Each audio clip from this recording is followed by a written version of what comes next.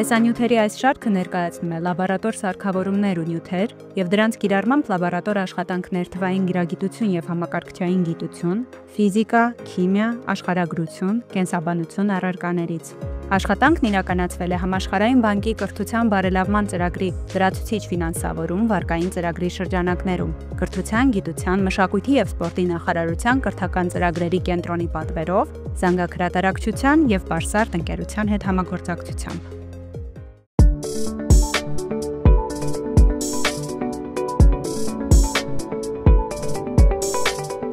Ողջույն, այս տեսանյութում լաբորատոր փորձի միջոցով կուսումնասիրենք տեղակալման ռեակցիաների բնույթը։ Փորձի ընթացքում կտեսնենք, թե ինչպես են մի մետաղի իոնները տեղակալում մյուս մետաղի իոններին և թե այս գործընթացն ինչով է պայմանավորված։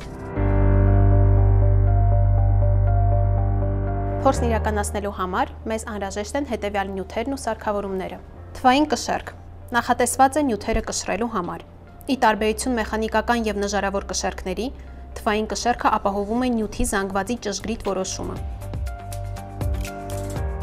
Քիմիական կամ լաբորատոր բաժակ ցանկակավոր չափաբաժակ է, որով որոշվում է նյութի ծավալը և օգտագործվում է հեղուկների կամ լուծույթների ժամանակավոր պահպանման, խառնման և տեղափոխման, ինչպես նաև զտման համար։ Հարմար է պինդ նյութերը հեղուկներում լուծելու կամ հեղուկներն իրար խառնելու, ինչպես նաև ռեակցիաներ իրականացնելու համար, հատկապես եթե անհրաժեշտ է մեծ ծավալի կամ առավել անվտանգ տարածք։ Քիմիական գթալիկ նախատեսված է փոքր քանակությամբ նյութեր վերցնելու և փորձանոթի մեջ տեղափոխելու համար։ Ապակե ձող պատրաստված է քիմիապես կայուն և ամուր ապակուց, նախատեսված է լուծույթները կամ նյութերը հավասարաչափ խառնելու համար։ Ապակե կաթոցիչ պիպետ նախատեսված է որոշակի ծավալով հեղուկի չափման և տեղափոխման համար։ Եռագլուխ տանձիկ օգտագործվում է հեղուկները կաթոցիչների մեջ հավաքելու համար։ Ունի 3 ելք. A. Օդ բաց թողնելու համար։ S. Հեղուկ քաշելու համար։ E. Հեղուկը պիպետից բաց թողնելու համար։ Նրբունելի նախատեսված է տաք տիգելների և այլ պարագաների ամրացման և տեղափոխման համար։ Ապահովում է թունավոր, վնասակար, ռեակտիվ նյութերի հետ անվտանգ աշխատանքը։ Լվացման շիշ նախատեսված է փորձանոթները, կոլբերը ողողելու, լվանալու համար։ Մատիտ անհրաժեշտ է փորձի արդյունքները աղյուսակում գրանցելու համար։ Աղյուսակ նախատեսված է փորձի տվյալները գրանցելու համար։ Երկաթե մաքուր մեղ նախատեսված է պղնձապատման համար։ Պղնձի սուլֆատի պենտրահիդրատ մետաղական պղնձի և ծծմբական թթվի միացություն է, որը պարունակում է ջրի 5 մոլեկուլ։ Առավել հաճախ հանդիպում է որպես վառ կապույտ բյուրեղական նյութ։ Թորած ջուր մաքուր ջուր է, որում բացակայում են հանքային աղերը, օրգանական նյութերը, մանրեները և այլ աղտոտիչները։ Ստացվում է ջրի գոլորշացման և հետագա կոնդենսացման միջոցով։ Էլեկտրականությունը չի հաղորդում, քանի որ իոններ չի պարունակում։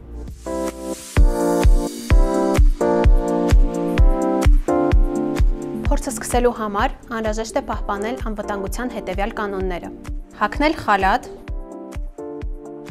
ռետինե ձեռնոցներ և դնել ակնոց։ Նյութերը վերցնել փոքր չափաբաժիններով, օգտագործել մաքուր և չոր քիմիական ամանեղեն։ Փորձերից գոյացած թափոնները լցնել հատուկ աղբամանի մեջ։ Փորձն ավարտելուց հետո ձեռքերը լվանալ օճառով, չի թույլատրվում փորձն իրականացնել ոչ լաբորատոր պայմաններում։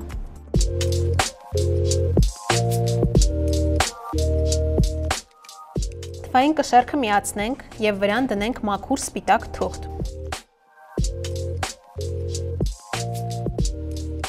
Քիմիական գթալիկով համապատասխան տարրերից վերցնենք մոտ 5 գրամ պղնձի սուլֆատի պենտահիդրատ, պղնձարջասպ, լցնենք կշեռքին դրված թղթի վրա և կշռենք։ Կշռանքը զգուշությամբ լցնենք քիմիական բաժակի մեջ։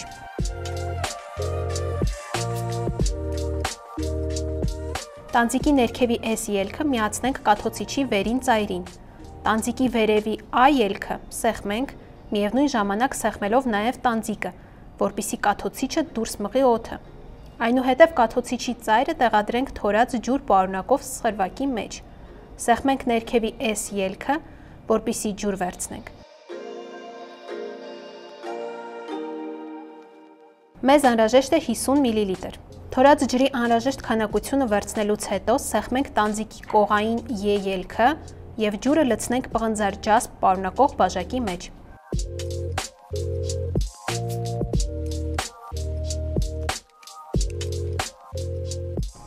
Խառնենք ապակե ձողով այնքան, մինչև աղը լրիվ լուծվի։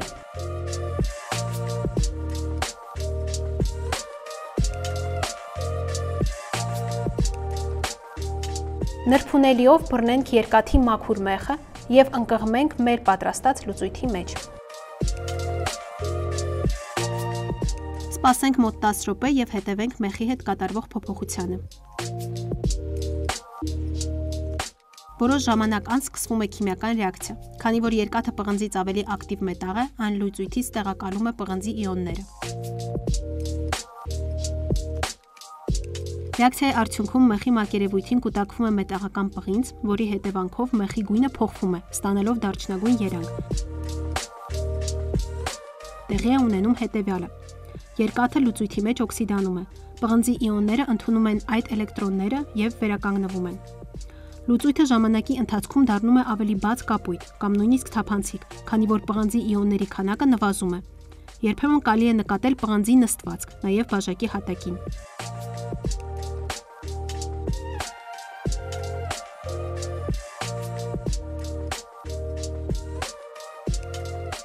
Փորձն ավարտելուց հետո կարգի բերենք մեր աշխատասեղանը, պահպանելով անվտանգության կանոնները։ Երկաթե մեխը մինչև պղնձի սուլֆատի պենտահիդրատի լուծույթի մեջ ընկղմելուց 10 րոպե հետո լուծույթի մեջ գտնվող հատվածը ենթարկվեց օքսիդացման ռեակցիայի, քանի որ կորցրեց էլեկտրոններ և լուծվեց երկաթի իոնների ձևով։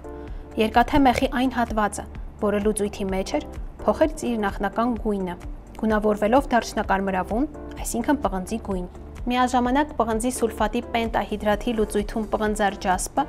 փոխազդելով մեխի հետ ենթարկվում է վերականգնման ռեակցիայի, որի հետևանքով պղնձի իոնները, ստանալով էլեկտրոններ, որպես մետաղական պղինձ նստում են մեխի մակերեսին, մի մասն էլ հայտնվում է լուծույթի հատակին։ Այս փոփոխությունների հիման վրա պղնձի սուլֆատի պենտահիդրատի լուծույթի գույնը մուգ կապույտից փոխվում է, դառնալով բաց կապույտ կամ թափանցիկ։ Տեղի ունեցած փոփոխություններից կարող ենք եզրակացնել, որ վերականգնման և օքսիդացման ռեակցիաների միջոցով տեղի ունեցել տեղակալման ռեակցիան։ Այս ռեակցիան հիմնված է մետաղների փոխազդեցության վրա։ Ավելի ակտիվ մետաղը, երկաթը, կարողանում է տեղակալել ավելի պասիվ մետաղի, պղնձի իոնների, առաջացնելով պղնձի նստվածք և երկաթի իոններ։ Տեղակալման ռեակցիաների օրինակներ մենք հաճախ ենք հանդիպում մեր շրջապատում։ Օրինակ, երբ մետաղական առարկաներ, երկաթից պատրաստված մեխը կամ խողովակը շփման մեջ է մտնում այլ մետաղների կամ աղերի հետ, տեղի է ունենում տեղակալման ռեակցիա, որոնց հետևանքով երկաթե իրերը ենթարկվում են կոռոզիայի, ժանգոտվում են։ Զարդարվեստում արտադրանքները հաճախ պատվում են ցինկով, պղնձով և արծաթի շերտով, քայքայումից և ժանգոտումից պաշտպանվելու համար։ Շնորհակալություն, կհանդիպենք հաջորդ տեսանյութում։